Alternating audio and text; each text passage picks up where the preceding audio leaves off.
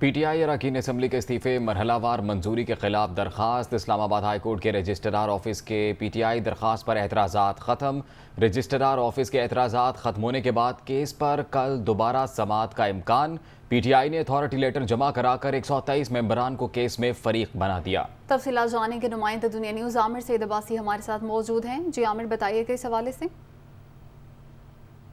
Assembly کے جو استعفے مرحلہ وار منظور کیے جا رہے ہیں اسپیکر قومی اسمبلی کی جانب سے، ان پر اسلام آباد ہائی کورٹ کے رجسٹرار آفس نے اعتراضات عائد کیے تھے۔ آج پی ٹی آئی کی جو قانونی ٹیم ہے انہوں نے وہ تمام اعتراضات دور کر دیے ہیں اور پی ٹی آئی کے جو تمام 123 ارکان اسمبلی ہیں انہیں فریق بنا دیا گیا ہے۔ اس کے علاوہ جو اتھارٹی لیٹر جمع کروانے تھے وہ بھی جمع کروا دیے گئے ہیں۔ اب رجسٹرار آفس نے اعتراضات ختم ہونے کے بعد جو پی ٹی آئی کی درخواست ہے اس پر باقاعدہ طور پر نمبر الاٹ کر دیا ہے، ریٹ پٹیشن نمبر۔